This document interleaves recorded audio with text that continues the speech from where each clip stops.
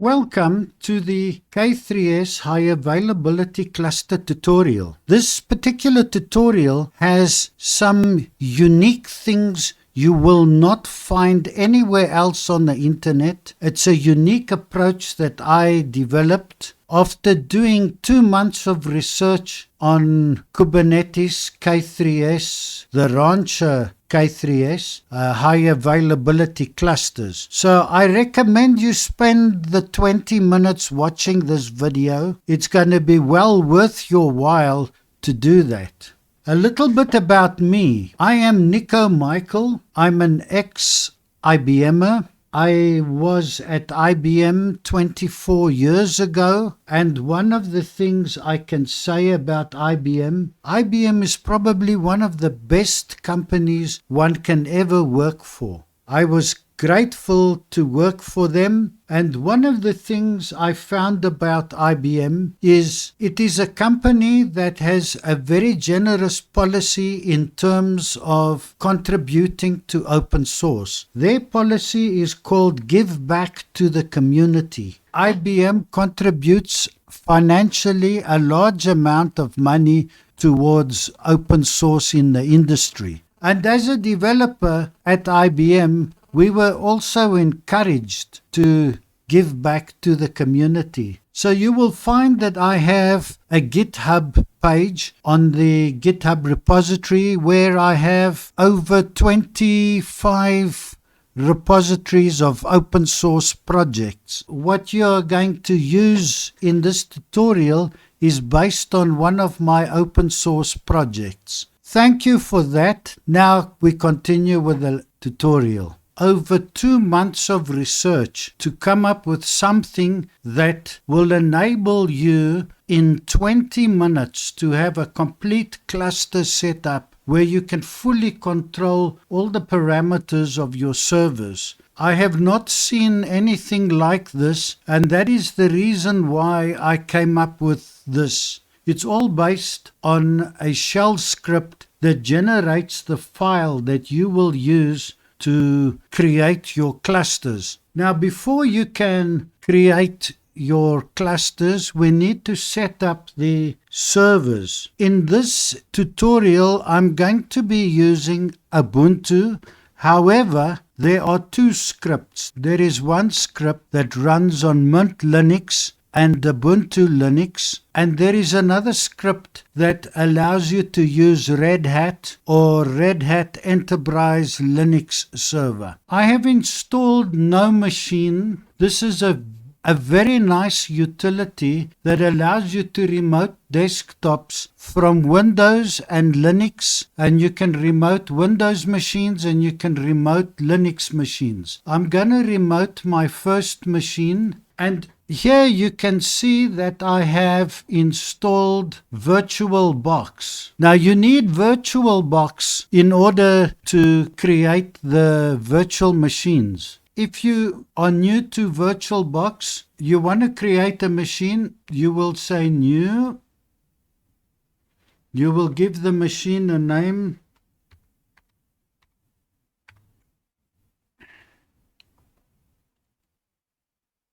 You'll specify how much memory you want to give it.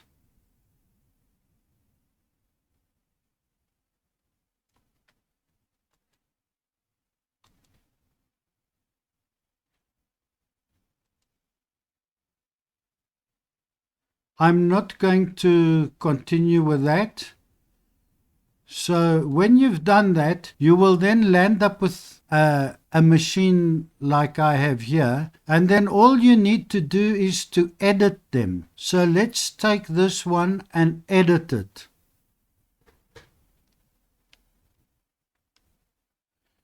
So you will go to the system settings and you will set the amount of RAM you want to allocate to the machine. I normally give it half the memory, 4096. So then you get a good performance. Come on, computer. Right. And then you see you set up the optical drive and you point it you go to storage, you set up the optical drive, and you point it to an image. I have a folder with the image, and I point it to that folder. Over there, you can tell it to choose a file, and then you go find the file. But I'm not going to do that now. You would choose Ubuntu or CentOS, and then you would say open. I'm not going to do that now, but that's how you set up your virtual CD drive, that it's going to do the installation. What I do want to point out is the networking settings. I don't use any other network setting but bridged adapter. The reason is I want all these machines to have their own networking and their own IP addresses. I don't want them to share the network connection of the host. So then you set up a bridge adapter, and then you go to advanced.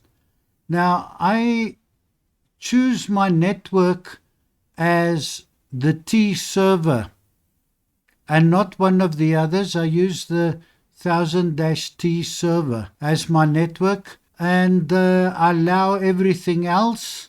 And then once you've done that, then you can start it. Now, because this machine already has Linux installed on it, it's not going to do the installation. But in your case, you would start it, and then you would do a Linux installation based on which Linux you want to use. So that's what I want you to take out of this section, is the networking settings and how to create the VM. Having done that, we now want to go and set up DNS settings for this. One of the uniqueness of my approach is that I do a fully DNS set machine and IP address. So let me show you how I do that. You would go to Dino DNS or dino.com. You can Google Dino DNS, or if you have your own cloud provider, and there if you Google Dino DNS, the first entry brings you here. Once you've logged in, you go to the control panel, and in the control panel you set up DDNS. Now they give you 4 free accounts. Let me show you how it works. What you do is you go and you say add, and then you give it a name, butterfly. No, let's call this something interesting, Spider-Man. And then you choose which domain name you want it to have. So you could go with Kozo or Gliese or whatever you want, free DNS. You choose free DNS. And then here, once you've done that, you will say add. Now, I've already exceeded my limit, so I can't add another one. But then once you've done that, it'll bring you to this screen here, where you put the static IP address of your Linux, and you've already allocated it a name. So here I have a machine called buffalo.loseyourip.com, and I set the IP address there. You do that for all your servers. Once you've done that, you now have your static IP addresses and your DNS names. By the way, this particular machine here, Tiger, doesn't have a static IP address. So they give you software that you can install on your machine that will send telemetry every 10 minutes or so to Dino DNS. And with that, they dynamically update my IP address here, 113. So this machine gets the IP address updated dynamically. This one is running DHCP, but the others are all Ubuntu machines, and they have static IP addresses. Let's continue. Once we have done that, we are now ready to look at the script that I generated. Notice this is something that you will only find in this channel. It does not exist anywhere else. So here's the address. Put this into your browser and I'm going to open it up. You can pause the video and type that into your browser, and then I'm going to open this up.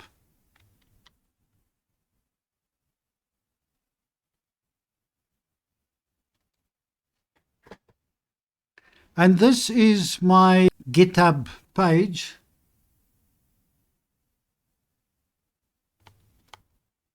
Now, if we open this project, you will see there is a deployment. Look at the name when I expand it. Let's open this link.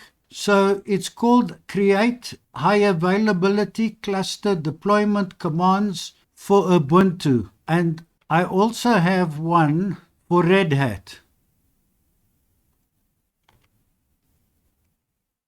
So if you're using Red Hat Linux, the procedure is exactly the same. This is the file that you will use. The rest of the tutorial is going to cover this one, the Ubuntu. But if you look carefully at the two files, they are identical except for one thing. In the Red Hat Linux, you need to put firewall commands in order for the nodes to talk to each other. Whereas in the Ubuntu, by default, the ports are all open. You have to close them. So that's the reason why I go for this. It's easier to get it to work and you'll have fewer hassles. Once you've got this thing working, you can then try the other. And with that, we will now resume the tutorial. Welcome to the Kubernetes High Availability Cluster training video. I have published a tutorial in GitHub. I will put the link of that tutorial below so that you can find it in the comments. What's unique about my approach, after trying various methods to create a high availability cluster, I found it was not a trivial task to get that to work. And the fruits of my labor is this tutorial and primarily this script here, create deployment commands for Ubuntu. This is a shell script file that you run and it will generate a file. Let me show you in the server. This is the bash shell script and I will use it to generate this text file. And the text file will look something like this. It will give you a checklist to create your 3 master servers as well as your worker node servers. And then there's a folder in here. And in there I have YAML files and a procedure.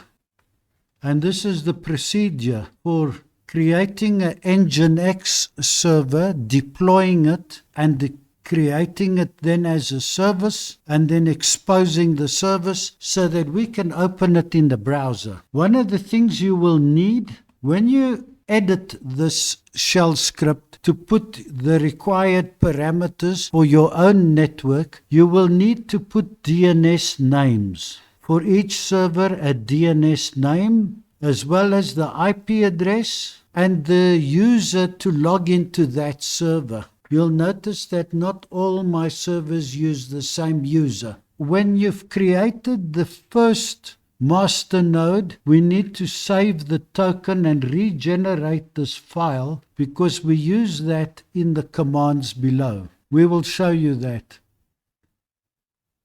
So now that we have that, I've got a PuTTY session connected to the server I want to use as my first master. And in there, I'm going to be running the Kubernetes get nodes command so that we can see there'll be no nodes now. But as we add our master servers, you will see it will pick up them as nodes. So now let's begin the installation of these servers. So what I do is I will run this command. So I will say my command and pipe it into the deployment text file. So that's what I will do. Then I will take that command, and by the magic of time travel, I now have that command, and now I will start creating the service. So let's start.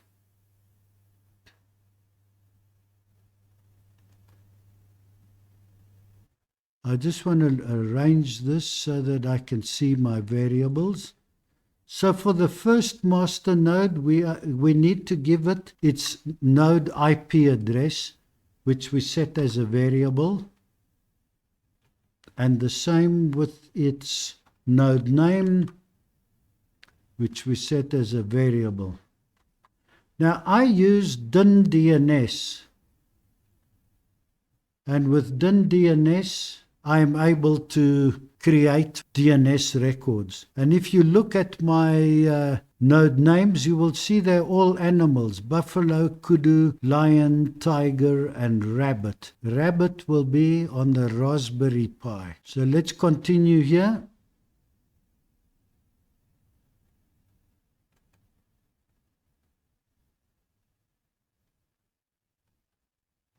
So we supplied the node name and the node IP as variables. So let's now run the curl command.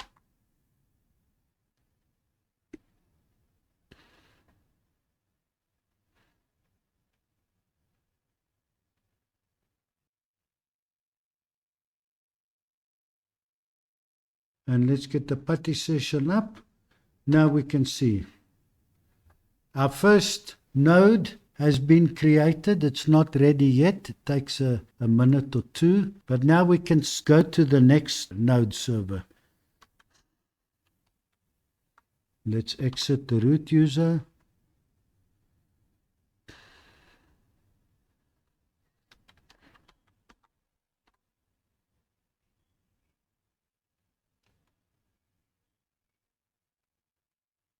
What I do need from the primary server is the token. So let's go to our PuTTY session. And we can get the token out of that.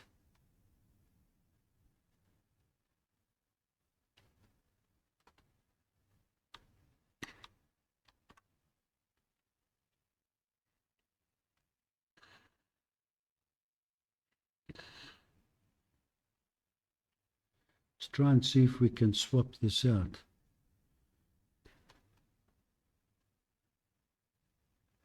Replace.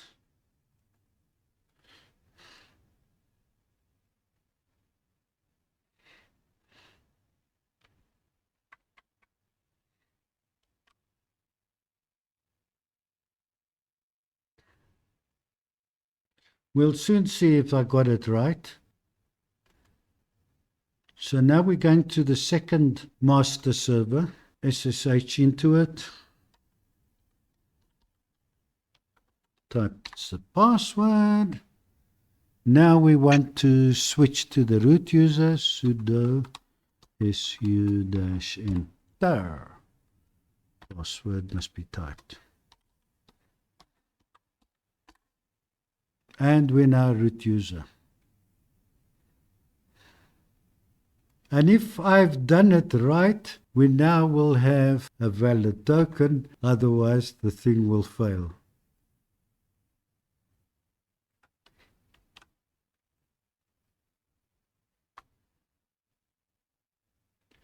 So that was the token, and I had just pasted the URL of the first master server.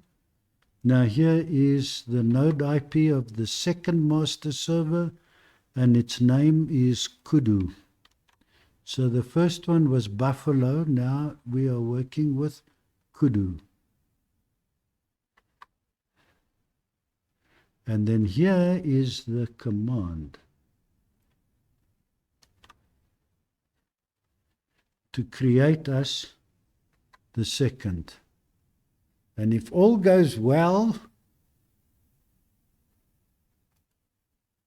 we should see a second node appear in our cluster.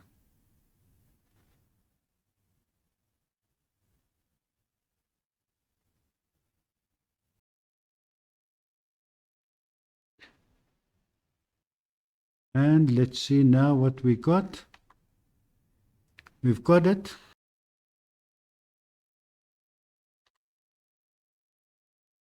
And they're now both ready and they're both masters. We've made progress. Now we go to the third. This is a slow process.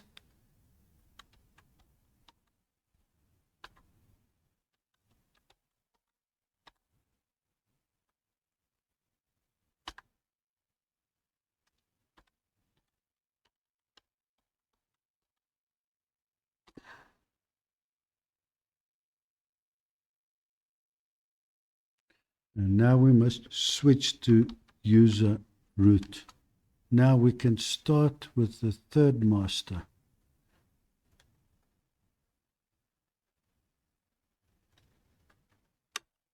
Copy.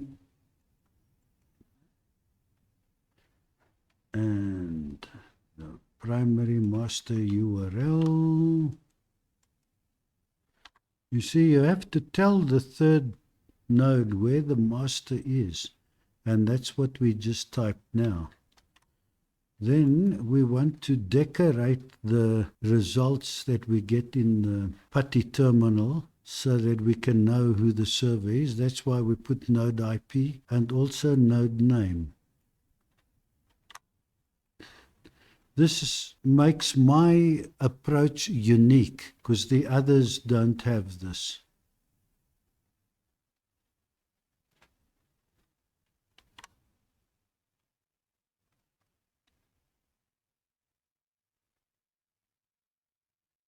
And while that's going, let's open a PuTTY.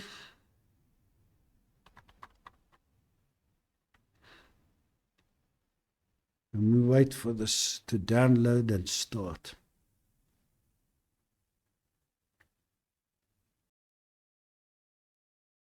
And now it's started. Let's see what the status is. It's not ready yet, but at least we can see that the name of the server is Lion. So now we want to exit the root user and exit the connection to this server. And we're now going to create a worker node.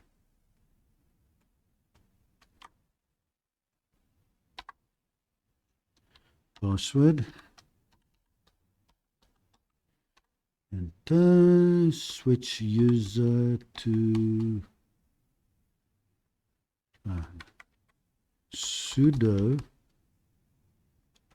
switch user root.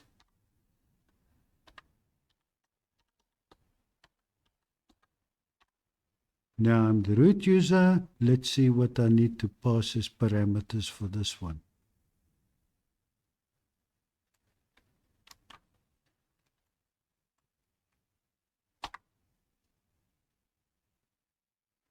So that is the first master's token, security token for authentication.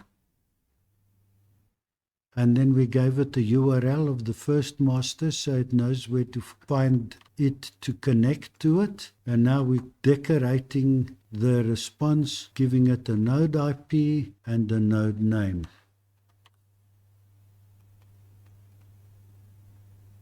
And now we are going to generate our worker node.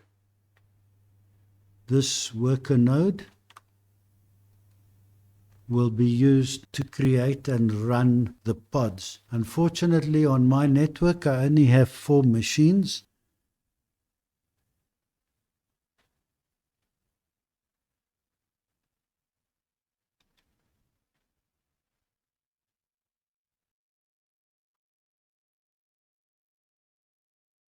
And you can see it's there. Tiger is there. It will just take a minute or two before that becomes ready. That's good. I have all my servers ready. I am now logged in to the first master node server or the first node server. What I want to do is I want to deploy Nginx. So if you look in that folder that I put in my GitHub repository, This is the instructions I'm going to run.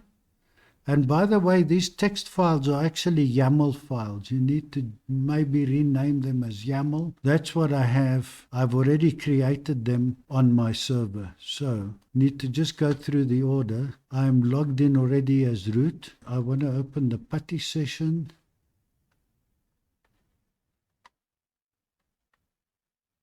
Get nodes. Everything is now ready.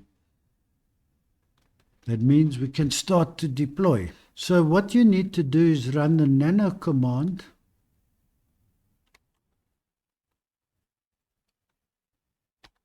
and paste in from the GitHub page. You can copy and paste into that.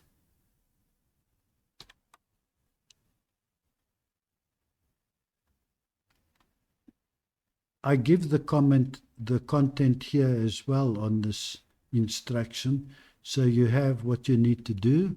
Then we need to apply that YAML to create what is known as a deployment. A deployment is created in the etcd database. That's a database that Kubernetes uses.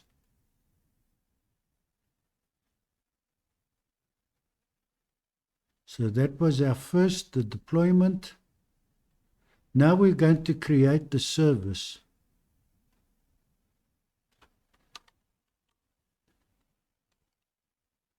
And that's the service.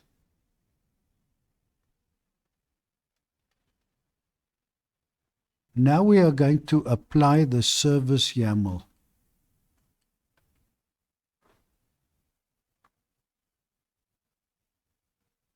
So it tells us that the service has now been created. We've created the deployment, now we created the service. But we still have some more things to do. Let's have a look and see what endpoints we have. I'm going to run this in the PuTTY.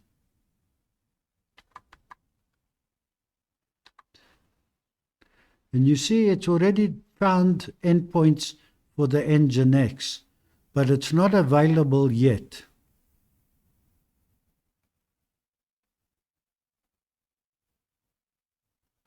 So now we need another YAML file to expose it. That's why we have 3 YAML files in there.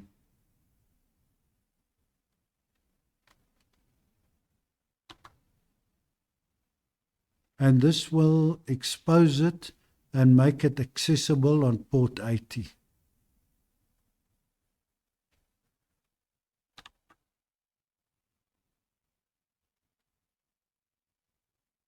And now let's apply that.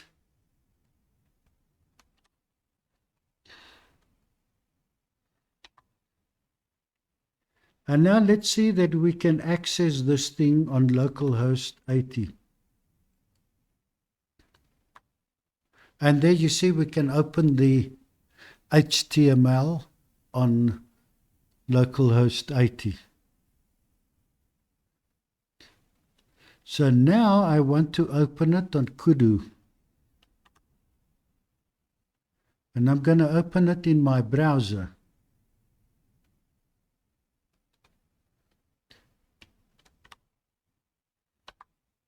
And there you are. We have successfully deployed, made it a service, exposed the service, and we can access the service through the browser. Thank you for watching this lesson. I hope this was valuable, and I hope you will be using my scripts, and please encourage other people to look at them. And Alex, if you are looking at this, or if somebody can let Alex know, please update your K3S-HA to give us this functionality.